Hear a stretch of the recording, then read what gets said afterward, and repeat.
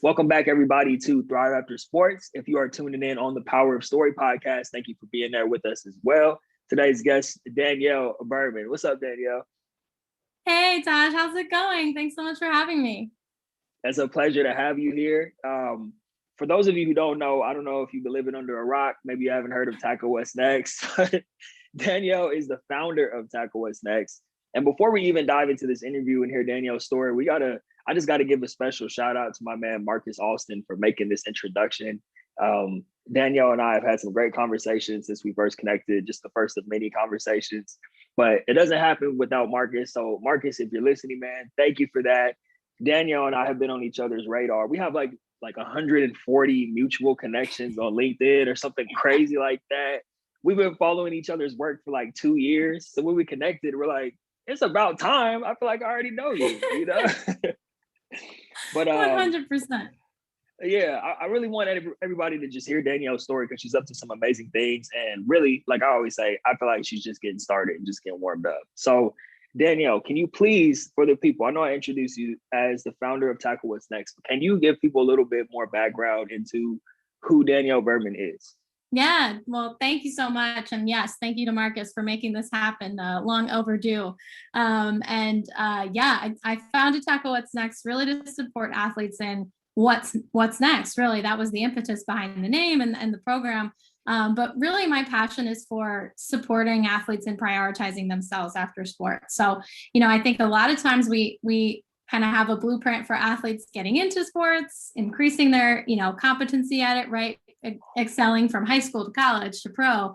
But then there's nothing after that. It's kind of like, thanks for your time, thanks for your talents, good luck in whatever else you do. And so my vision really was like, I want to be that person that helps them figure out the blueprint for what's next. And that looks a little different for everyone, right? And so I think that's kind of where the motivation came from. And it's been a lot of fun. So I love events. I love what you're talking about, the power of story. I love storytelling. I think that's such a powerful way to share best practices, to create community, and to actually build successful foundations and starting points for people to stand on. I think it's a great way to kind of connect folks together. And so really that's what I try and do at Tackle What's Next, is tell stories of what athletes have done after sports, what helped him or her reach that level, what skills do they use now that they learned through their sports careers. And so it's been a lot of fun. I love meeting new people, getting to know people, and really helping them kind of plug into whatever makes the most sense for them. So I'm a big connector. I love kind of connecting the right people together too. And so it's another thing that I love to do with Tackle What's Next. So that's just kind of a little bit about me and kind of why I wanted to start an organization like this. Yeah, thank you for sharing that. And I love what you built with Tackle What's Next, because like you said, you're covering all the bases. You're teaching athletes to prioritize themselves. You're bringing in all these different people who are experts in their given fields, and you're really setting the example.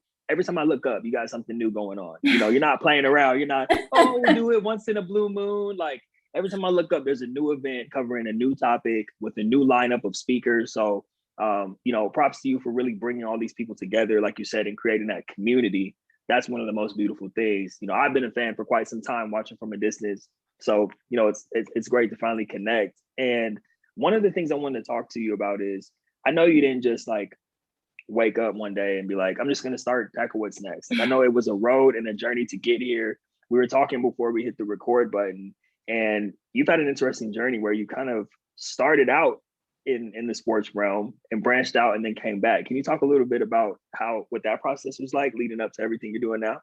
Yeah, absolutely. I call it the squiggles. My path was not a straight line. It had a lot of squiggles in it. And I actually started working in sports. And the reason I even knew that working with athletes was something I was interested in was I met a former athlete who had started his own consulting firm at a conference. And I did my final internship with him. Ended up working with his team of 5 people out of Minneapolis and then Fort Lauderdale, Florida, for about 6 years. We did stuff in sports, really on kind of the events and marketing side. He had a nonprofit that he ran that I supported. It was a lot of fun. I learned a ton. but he was a serial entrepreneur. And so I was getting so many things outside of sports and just, generally new projects added to my plate all the time, that after a while I was like, I need to kind of figure out what I want to do, because I'm following this person's fantastic vision, but I don't know what I want. And so after a while, I think it was about 5-6 years, I decided to leave sports and kind of just hit the reset button. I wanted to kind of know, if I have nothing like pulling me, where am I going to get, where is my mind going to take me? What am I going to actually want to do? I had been so busy and overworked and just stressed all the time that I wasn't actually like thinking about like, what do I want to do with my career? Like, I have these skills now. I've learned how to work in a work environment. I've worked for 6 years for a company. Like, what do I want to use those skills for? And so I just started working for a marketing agency, totally outside of sports. It was very like 9 to 5, like come in, come out, no extra work, right? You just kind of got your stuff done and went home. And so I had that space to kind of be like, all right, like, what would I want to do? What do I want to get into? And the thing that kept pulling me back was the conversations and meetings I had had with my former boss's teammates or him, and what their journeys were like after sports. And I just kept thinking, a lot of these, he played in the NFL for a few years, and he had a lot of teammates that played for a long time. And when they left, they were kind of like, now what? Like, they didn't have that drive, they didn't have that purpose anymore. And I just thought, isn't that a shame? Because they were so amazing at what they were, put so much time into. If they could just find something else that they loved, maybe not as much as football, but at least we're really enjoying, they could put the skills that they've learned into this next thing and be amazing at that too. And so that just kept gnawing at me. And I thought, I'll keep this in my mind. I'll continue to do, I did start doing some consulting. And then I met folks like Malcolm Lemons, Amobi Okugo, that I know you're very familiar with.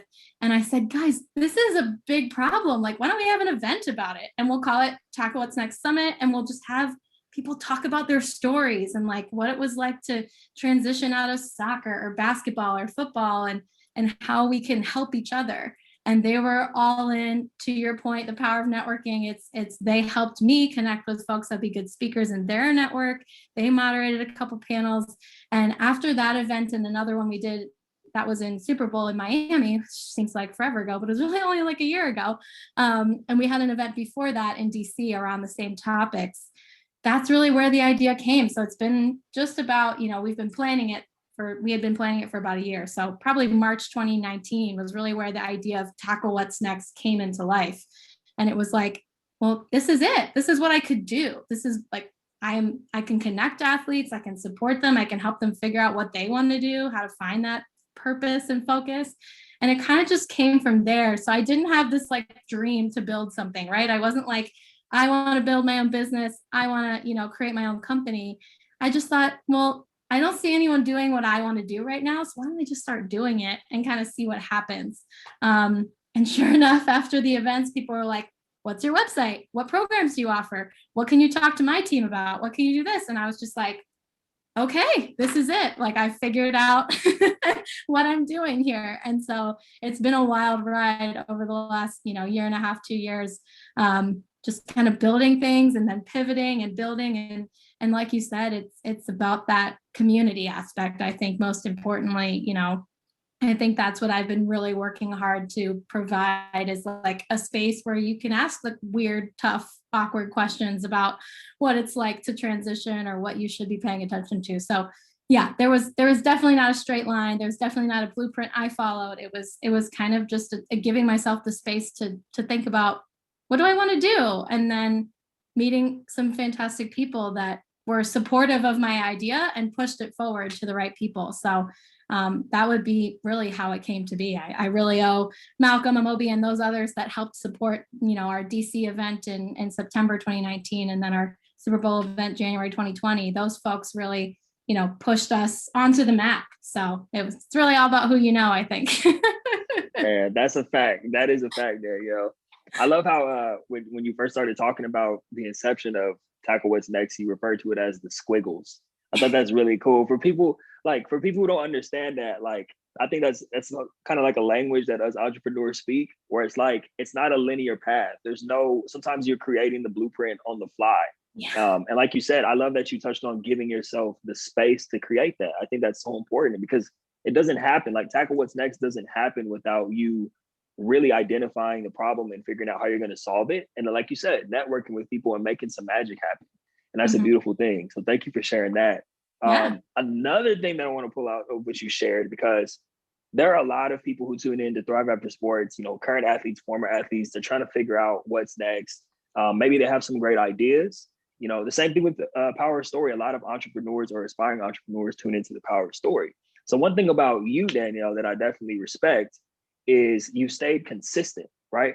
A lot of people have great ideas, but we talked about the inception of Tackle What's Next was March 2019. Here we are 2 years later. And like I said, you're just getting warmed up, but I've just watched you just consistently put out content, not for the sake of just cranking it out, but creating events, connecting with people. So can you talk about where does that drive come from? Where does is there something in you that just says like, stay consistent, keep pushing, make it happen? Like, how did you take it from just an idea to like, no, I'm serious about this and I'm going to keep rolling with it? You know, one of the biggest things that I've had to work on is that consistency piece. That's the hardest part. Starting isn't hard.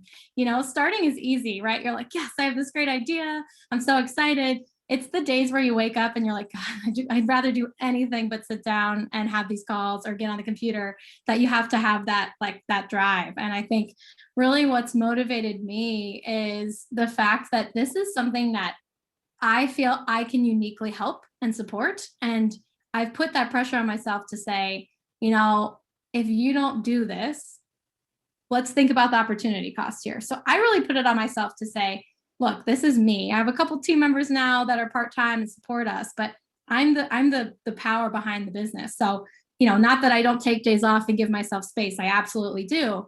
But when I wake up on those days, I go, well, you know, look at all these folks that are waiting for our next content piece or waiting for our newsletter, right? I get those emails that are like, your event gave me this amazing opportunity to sit and think about what I want to do when I retire or when I, you know, graduate from college and stop playing sports. You know, those are the things that really keep me going.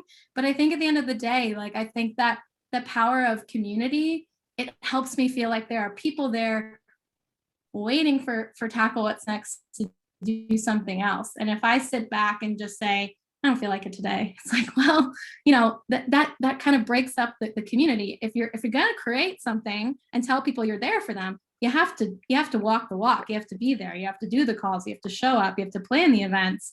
And I think there's power in stepping back a little bit to refocus as well. But I do think, especially early on, you have to be committed to, especially any entrepreneurs listening or any athletes listening that are thinking about what their next chapter is. You know, not to say you can't change your mind, but when you start something, that's the quick part. You start, you do it. That the power behind it is showing up every day and continuing to push. And so, you know, I don't know if there's one thing that motivates me, but I think it is that kind of people are counting on Tackle What's Next to be successful. And I think there is some pressure on, you know, is this going to work? Is this not? Every business owner and entrepreneur feels that pressure. And I think that definitely keeps me pushing forward. But I think consistency becomes so much easier if you just keep going. Like if you just say, I'm just going to do what I got to do today, even though I don't feel like it. I'm going to get that content piece out. I'm going to schedule that next event call. Like, I'm just going to keep going on the minimum. Maybe I won't start a new project today, right? I'm not feeling it, but you do have to keep pushing it because you'll lose your momentum. And, you know, I think, I'm a slippery slope person. If I give myself, you know, oh, I don't have to go to work today, then the next day I'm like, I don't feel like going to work today either. So I have to keep pushing myself to say, look, this is you opted into this. So if you're not number one pushing this, why should anybody else? And that's kind of where I get my motivation is I have to believe in it and I have to want to work just as hard, if not 1,000 times harder than anybody else is going to push and believe in it. So I really take that to heart and say, why would anybody care about Tackle What's Next if I'm not putting my, 100% effort into keeping it going, keeping it consistent every day? That was a rambling answer, but there you go. No, that was a drop the mic moment is what that was. If we were in person right now, this is the part where you drop the mic and walk off stage And and walk everyone away. goes crazy. It gives you a steady. Oh no, that was there were so many gems you dropped in there. Something that I want to pull out of it, because underneath all of that you shared, there's a lot of gems in there. Underneath, something that was like I kept hearing in my head, it's taking your eyes off of yourself, because that is what you're really getting at. It really has nothing to do with you. Of course it does. This is something that you saw a need for and you wanted to build and create and keep this thing going. But what keeps you going is focusing on who you're serving and who you're helping. And this is so important for people to hear, because I do a lot of coaching with young athletes, and of course a lot of them want to get into business. But I think entrepreneurship becomes, sometimes it's like this cool trendy thing right now. Like entrepreneurship is cool, but like you said, Danielle, it's not always pretty. It's ugly. There's times you don't feel like doing it. You have to do things that you don't want to do a lot of times, just like working in a regular 9 to 5. Yep. But it's that focus on other people that keeps people going. So thank you for sharing that, because I think that's needed. That conversation is needed. So man, whew, we get in the episode right there. But man, I got a lot more. I'm gonna utilize this time that we have. So another thing that I really respect about what you're doing is that you can tell you actually put thought into the events you create and the topics that you're covering. And so I'm not saying this to knock anyone, but more so to give you a compliment. I think some organizations that do this type of work are box checking or covering very basic topics that don't go deep beneath the surface. You're the polar opposite. So my question for you is, how do you go about, choosing what type of topics you want to cover, what type of speakers you want to bring in, and what needs to be addressed when we're talking about the transition in life after the game? Yeah. Well, first of all, thank you. I'm glad to hear you say that. It's very kind of you to say. And I do really, this is something I put a lot of time and thought into. I think when we started doing virtual events, I was doing a little bit of like, let's see what people want to hear and let's throw stuff out there. But the events that really stuck out to me the most were the ones that we had really, I think, a need for. Is just like kind of polling the community, seeing what was going on. Like, especially in a year like last year, I think the immediate thought was like, let's provide some resources and not just say like, here's how to update your resume and here's how to like get your LinkedIn ready. Like, let's actually talk about what people are going through and how we can all just kind of have, again, I always come back to that sense of like community. Like, you're not here by yourself. It's okay not to be okay, or it's okay to be doing really well during this horrific time, right? Like, I think just having those different perspectives. So, when it comes to a topic, one, I try and think about like what's relevant and going on right now for whether it's athletes or folks working in sports, whatever the topic of the event is. So topics like name, image, and likeness, right? Impact and athlete activism has been huge and something I'm super passionate about. And then also just, beneath the surface topics. So talking about like athlete identity and actually asking like, what is the challenge and how did you overcome it, right? And I think the way that I really focus on making these events so focused on the topic is that I find speakers that I know could talk about this at all, anytime, whenever they're pros at talking about this or they're living it. Really, I kind of like to document, not create. There's a lot of amazing folks that have an athletic background that are working in these fields or doing this work. So instead of trying to kind of create our own content and say, hey, here's what you should do, it's like, why am I doing that when, Taj, you could come on and talk about mental health from your own experience and from the work that you're doing. I think that to me is so much more powerful if someone can share what they're actively doing and document, not necessarily create what should be happening. I think we live in a world of like, we should do this should happen, but let's talk about what reality, right? Like, let's talk about where we're at. And I think especially for folks that are thinking about a big change in their lives, right? Young people thinking, I can't play sports anymore. What am I going to do? We have to talk about the reality of that, not the like beautiful ideal picture, because 90% of the time, unfortunately, that's not the way it works out. So, I think I really intentionally focus on getting speakers, one, from different perspectives, right? I don't necessarily want all former NFL players on a panel, maybe one, but I also want to hear from a college track athlete. I want to hear from, a former Olympian. I want to hear from folks that have different athlete stories because it builds that sense of community. Oh, wow. You know, I didn't even think about that aspect of it. She had a great point about what it's like to, you know, travel internationally and play internationally with that cultural aspect. So interesting. Maybe that's something I want to think about. You know, I think it gives you that sense of perspective. One, that there's a little bit of difference to every single person's transition. So it's okay if you're not experiencing this, and it's okay if you are. But at the same time, it hits on those themes where everyone can say, this, I'm not crazy. This is hard. This is the challenge. And I think that's really what I want to kind of go beneath the surface. This isn't necessarily something that you see, you know, in a you know, in a, like, here's what you need to know before you transition. Like, we want to, that's great. You need that. But we want to go below the surface, and we want to have conversations about the good and the bad. And I think I'm just really intentionally trying to focus on being real, but above everything else. Like, if it's been tough, let's talk about that. If it's been great, let's talk about that too. But yeah, I think the topics, I really try and just document what's going on and what people are talking about and what is relevant, you know? So it takes a lot of work and time, but it does pay off because you get a lot of engagement in those events, and people come back for more because they got a lot out of it versus, oh, it was pretty boring and I just listened to someone talk about networking for 30 minutes, which we've done those events. Trust me, I've done it. We've hosted them, and I didn't like it when it ended, you know, like I've learned, and it's a learning process. So I didn't just get here overnight. I've been in those positions where I'm like, what was the impact of this event? You know, and that's kind of where I look at it. Like, what do I want people to take away from this event to carry out in their lives? How is it going to change their perspective? That's my first question every event. What's the takeaway? And I think starting with what they're going to walk away with helps me focus on, okay, who's the right person to share that message? What topic do we need to focus on? Who are, you know, what questions do we need to talk about? So that's kind of, I always start with the end in mind of like, what does this student athlete or pro athlete that joins this event leave with? So that's kind of how I visualize it. Folks, are you hearing this right now? Are you hearing this, woman? My goodness. You already had so much of my respect, but like, I love you even more after this because it's just coming from such a good place. You're actually walking the walk, like you said. That's the most important thing.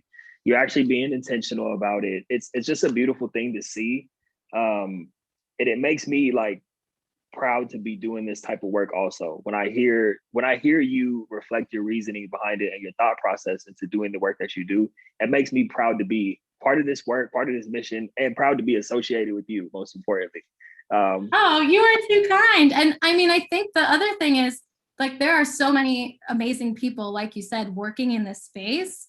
And I think the best part about being able to host events is that you get to highlight how many people can share value and expertise in the space. And it doesn't have to be competition or what school is better or what's this, you know, it could be like, hey, we're all going through this. Everybody goes through this that plays sports at a high level. Let's just stop worrying about it, what everyone else is doing, and let's start supporting each other, because it's a cold world out there, and you need that community to just, instead of, you know, break you down, build you back up and be like, look, we're here for you. So yeah, I mean, right back at you. I think there's so many amazing people in this space, and you are certainly one of the top, you know, folks that when I think of life after sports, and to your point, your book and your podcast and your work, Thrive After Sports, that's the goal, right? We want people to succeed. So yeah, right back at you. I think it's certainly, there's a good group of people in this space, and it makes me excited to keep working in it because everyone is genuinely excited to help the athletes forget what they're getting out of it, right? It's what impact is it and making. And I think that's what I love about being in this space, is everyone's in that same mindset. Definitely, most definitely. Yeah, thank you for that. Thank you for your kind words. I received that 100%. And it's funny because I've been working on receiving words of affirmation more. But it's funny you bring that up too, because it's like you said, it doesn't have to be competition, and I think people are starting to wake up to that now.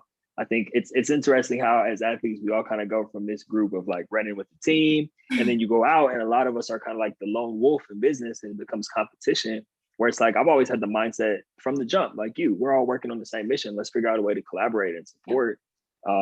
It's going to take a village to be able to, you know, provide resources for that next generation of athletes. So totally. With that being said, you've already given us so much already, but I think just asking you this question directly could bring up even more. for those athletes who are in transition. And then to your point, with everything that's going on in the world right now, it's not just athletes, the whole world is in a transition of sorts. So what advice do you give to people who are in a space where they're trying to figure out what's next? Maybe they're a little uncertain, they don't know where to get started. What are some things that you recommend and that you share with people? Yeah.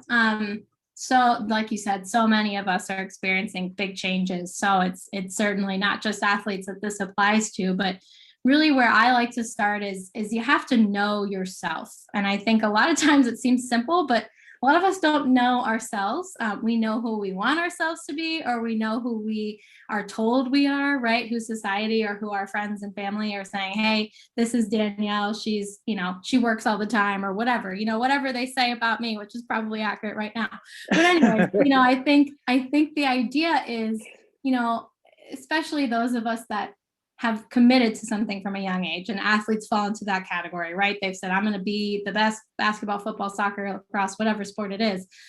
You get in this funnel that where this becomes your identity. This is who I am. I'm putting in the time. And so it's who I am. And so you kind of need to step back and say, okay, let's go back to third grade me. What did I enjoy? It takes that almost simple time where you think it's a waste of time, but it's really not, where you have to give yourself the space to sit and say, what are some things I enjoy? Literally write it down. I love chocolate ice cream. I love the ocean. I love traveling. I love it. It starts with those broad things, but then it might be, I love empowering people. I love help. I love stepping in and solving problems, right? Those deeper things come once you start to familiarize yourself with what you enjoy doing. So you have to get to know yourself a little bit more. And I don't think we're so focused on, again, what other people think of us. Social media has contributed a ton to that, and what our profiles look like and how people are following us. But the most happy you will be, and I'm still working on this, I'm still mastering this myself, the most happy you'll ever be is if you are comfortable with who you are and not worried about if you have 1,000 followers or 10 followers or whatever it is, whatever you're posting out there. It should be enjoyable for you. And so I think that's the big first step, is you have to know who you are, because I think a lot of times we try and jump into something to go, well, I played sports, so I should just go work in sports. But that's not going to light everybody up, right? It might not be something you enjoy. The business side of sports is very different, and it's not necessarily a fun career just because you love sports, right? It's might not be. So my advice is really, you got to kind of do that research on yourself. What do you enjoy? What do you actually want to do? But at the end of the day, too, what impact do you want to have? Because I think we get focused on the job we're doing and not the result or the outcome of that job. Tackle What's Next could look a million different ways as long as I'm achieving the impact that I'm having. So if something changes in a year, something else crazy happens, and we have to pivot the actual doings of what we do, the impact will be the same. I'll find another way to create community, to build resources, because that's my goal. And I think people get so caught up in the title or what they actually do day to day that they lose sight of the most important thing is, what are you actually impacting? And if you can start from that, again, going back to starting at what the end result is, if you can say, I want to help, empower people to own homes, right? Well, how do you do that? How could you do that? What strengths do you have? What interests do you have? Are there ways that those collaborate, right? And I think there's a lot of ways to go about doing something if you know what you like to do, what you're good at, and what impact you want to make. So if you know those three things, there's a lot of opportunities for you if you just kind of think about, how could I combine them together? It might be working for someone else, it might be working for yourself, but at the end of the day, I think people get caught up in oh, I want to be founder and CEO. Like you said, I want to run my own company. That might not be it for you. And that's totally fine. You can work for somebody else, make good money, and invest or support or empower whoever you want with those funds, or use your work to do that. And I think, to me, I think that's the biggest piece of advice I give people is you got to know who you are and what you want to make an impact on, to really kind of figure out what's next for you. And that's not something that happens in a day. That takes time. It could take you 6 years to figure that out. But you got to start. You got to start thinking about that, and you got to try. You got to try doing things. And if something doesn't work, you can't be afraid to be like, didn't like that, moving on, right? That's totally okay. And I think we're in this culture of like, oh my God, you failed? Like, so scary. It's like, no, I didn't fail. I just like tried it and I didn't like it. And now I know, and I learned some things, and I'm on to the next thing. So it takes time to get there, but you got to get there. That's the first priority before you decide what chapter is going to be next. You got to start to think about up here. That is so good. Amen. Danielle is taking us to church today, folks. I kid you not, Danielle. There was a moment where I was sitting here listening to you speak, and I forgot I was interviewing you for a second. I was like, this is a really good show. This is really good. I like what she's talking about. And I was like, oh, I'm actually in the middle of interviewing Danielle. But no, all jokes aside, that's just phenomenal. Thank you for sharing all that. I'm excited to listen back to this episode. And you're making it difficult for me because I'm going to have to find some clips that I want to post on social media and all that. You're making it very difficult because the whole episode is so good. No, please don't stop. I'm not saying stop bringing the heat. Yeah, that was amazing. Thank you for that. I don't have anything to add. Why would I? I want to talk about what's next for you, because not only what's next for Tackle What's Next, but just for you as an individual. Like, we can talk, near future, long term, short term, but like, what is on the horizon for what you're building, big picture wise? Yeah, I think for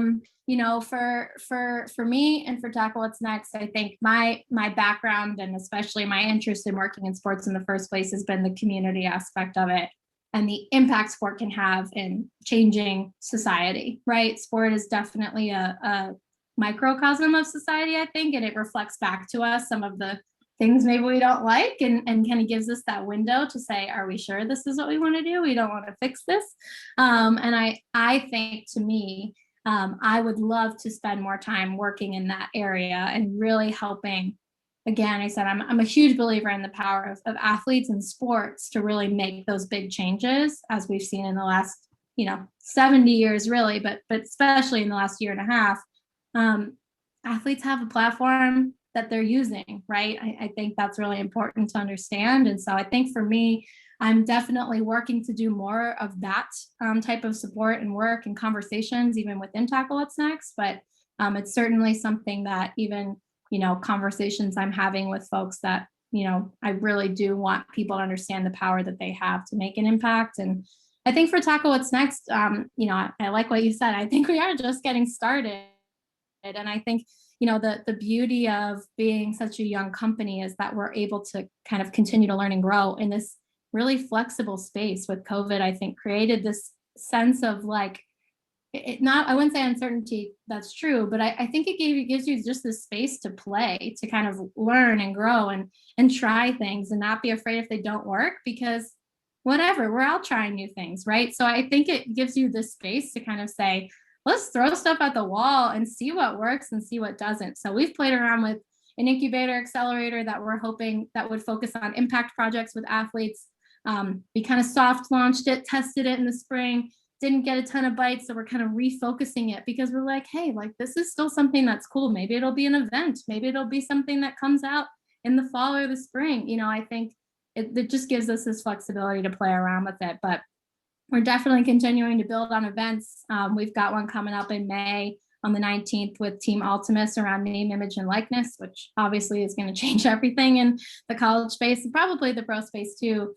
So that'll be something we're working on in the near term. And we're going to continue to do some summits and conversations on different topics in that transition process and what that looks like. So we're definitely not changing course. I think that the idea is to just kind of continue to support what matters to athletes, and activism is clearly something that's become more and more relevant as more athletes find their voice and get a platform, right? I think that's probably the only big difference. Athletes have always spoken out about this in history, but now every athlete has a platform to use, and that wasn't the case before. So yeah, I think that's really where we're trying to go, and 10 years from now, we might be on a totally different topic because that's what athletes need to focus on and know. So, I think that's the beauty of what we do. Like I said, it might look a little different, but the end goal is supporting athletes in what's next and getting them, prepared and supported in that next chapter.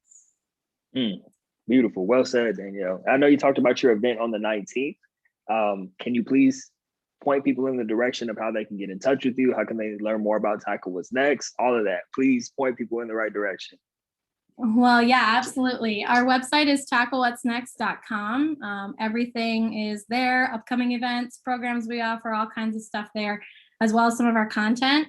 We actually also, I should mention, you guys will see this soon, we've got Taj coming on our Time Out series next week. So we'll have him on IG Live. I know we probably will be post this in the episode airing, but you'll see some clips of Taj chatting about his transition into life after the game. So that'll be really fun, but you'll see a lot of our content on there. And then we're on social media everywhere at Tackle What's Next. And you can reach out to us on our website, on social media, on our info email. We're a small team, so you're going to get to me and Kelsey and Callie from our team, but that's all there are. So you'll get us. We're real here. There's no automations here. So yeah, we're excited to keep growing this, and again, really, really appreciate the opportunity to connect with you finally, like you said, and to continue to collaborate with awesome folks in the space like yourself. I think that's one of my favorite parts of working in this space is everyone is in that collaborate mindset. And it's been a lot of fun to work with others that are so passionate about this too. So yeah, that's where you can find us. Reach out anytime. Awesome. Well, Danielle, by the way, anybody listening, we'll have all of that linked in the show notes. But definitely go check out what Danielle is doing. Make sure you get in touch. As you can tell, this woman is not playing any games. She's on a mission. She will not be stopped. If you're not trying to help the athlete community, get out of the way, because Danielle, I wouldn't want to be in Danielle's way trying to stop that mission. My goodness. But once again, thank you again for coming on. It's just been really awesome getting to connect with you, hearing more of the behind the scenes and everything that goes in and Tackle What's Next. And you just sharing your heart and sharing your story. I know this has brought a lot of value to people listening. So thank you for all that you do. Definitely looking forward to future collaborations. This is just the beginning. I'm excited to see, what the next few years brings, especially now that we're in touch and we're on each other's radar for real. So thank you again for sharing, Danielle. Oh, absolutely. Thanks again for having me. This was a lot of fun, and definitely looking forward to this is the beginning of many collaborations, I can already tell, and I'm very excited that we are in each other's orbits officially now. We have met on the Zoom call. That's the official, each other, right? Now that's the 2021, you've met. Right. Exactly. I'm looking forward to being at a conference in person one of these days so I can meet you for real. There you go. Fingers crossed sooner than later. Yes, indeed. All right, everybody. Thank you for tuning in. This has been another great episode of the Power of Story podcast and Thrive After Sports with Miss Danielle Berman. We'll see you next time.